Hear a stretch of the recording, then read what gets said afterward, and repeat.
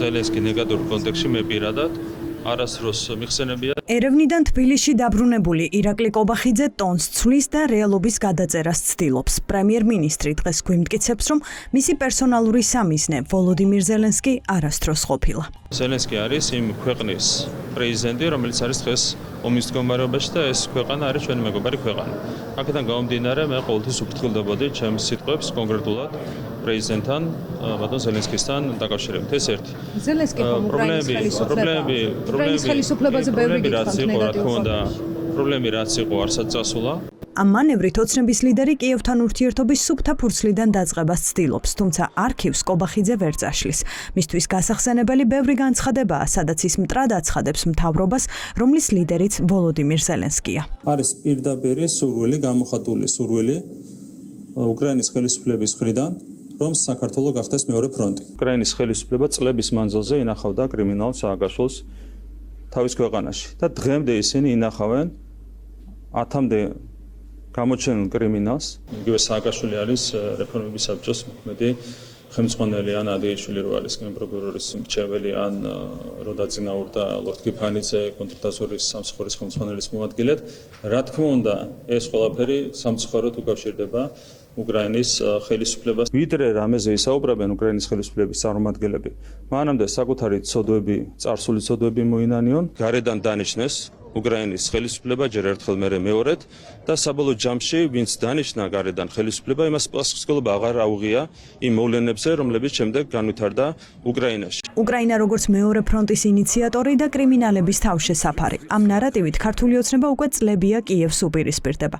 ელჩის გაწვევა, სააკაშვილის შემოსვლა თუ უკრაინული მხარის კრიტიკა, ნებისმიერ უთანხმოებას ოცნება საქართველოს ომში ჩათრევის მცდელობად განიხილავდა. ამ მძიმე ბრალდებების ფონზე ბევრი წლის შემდეგ კობახიძე ზელენსკის პირისპირ ესაუბრება, თუმცა დაგროვილ პრობლემებზე ვერაფერს ამბობს. პრობლემები რაც იყო, ბუნებრივია რჩება. არსად წასულა ბუნებრივია, არც ადიეშვილი, არც ლორდ კიფანიძე, არც ის განცხადებები, რომლებიც კეთდებოდა, არც ელჩის გაწვევის გადაწყვეტილება და ეს შემდეგ. ამ თემებზე ისაუბრეთ თქვენ? ეს რა თქმა უნდა, ჩვენ გუშინ ვიყავით არსებითად კონცენტრირებული მეგობრულ საუბარზე. და ეს იყო სულისკვეთება, რაც იყო ძალიან მნიშვნელოვანი. სიღრმეში არ შევსულვართ, მათ შორის პრობლემებთან დაკავშირებით. რა თქმა უნდა, პრობლემები იყო და ეს პრობლემები არსად წასულა, უბრალოდ ჩვენ უნდა ვიყოთ მომავალზე ორიენტირებული. საინტერესოა, რომ ამ მეგობრული ურთიერთობების აღდგენა სულაც არ ყოფილა ირაკლი კობახიძის დღის წესრიგში. ამ საუბრის ინიციატორი თავად უკრაინის პრეზიდენტი იყო, რომელმაც მთავარი ღონისძიებიდან გამოსულ ოცნების ლიდერს მინისტრებთან ერთად გასაუბრება შეთავაზა. საუბარი რამდენიმე წუთს გაგრძელდა. გავრცელებულ კადრებში ჩანს, რომ დიალოგი ინიციატორს მიჰყავს და ქართველი პოლიტიკოსები მსმენელების როლში არიან. უკრაინის პირველი პირი ესაუბრა სლოვაკეთის და სომხეთის ლიდერებსაც. შემდეგ კი თქვა, რომ სტრატეგიული საკითხი ამ სამ ქვეყანასთან განბლოკილია. რა იგულისხმა არ ვიცით. с премьер-министром Грузии. დიდი ხნის განმავლობაში პირველად ჩვენ საქართველოს პრემიერ-მინისტრთან პირისპირ ხანმოკლე საუბარი გქონდა. მიმაჩნია, რომ ესეც მართებულია. შევხვდი რობერტ ფიცოსაც და სამთავრობათა შორისო კონსულტაციების გამართვის საკითხზე შევთანხმდით. ახლა დიპლომატები გადაწყვეტენ, ეს ბრატისლავაში ჩატარდება თუ კიევში. ყველა მინისტრი მიიღებს მონაწილეობას. უკვე არსებობს კონკრეტული საკითხები და თანამშრომლობა. მიმაჩნია, რომ ესეც კარგი სიგნალია. ქართული ოცნება კი ელოდება, რომ უკრაინა ირაკლი კობახიძეს სანქციებს მოუხსნის. სახელმწიფო პარტიას ურთიერთობების დათბობისთვის არც რიტორიკის შეცვლა უნდა და ნაბიჯებსაც კიევისგან ელოდება.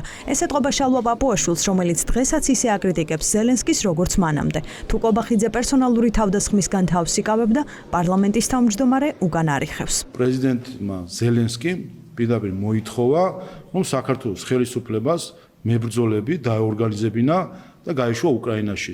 ამას ქართულად ქვია ომში ჩათრევა. თუ კი ვინმეს აქვს ნაბიჯი გადასადგმელი და გამოსასწორებელი ეს უკრაინის ხელისუფლება, პრეზიდენტ ზელენსკიმ უკრაინის სანქციებულთა სიაში ყავს შეყვანილი საქართველოს პრემიერ-მინისტრი ირაკლი კობახიძე.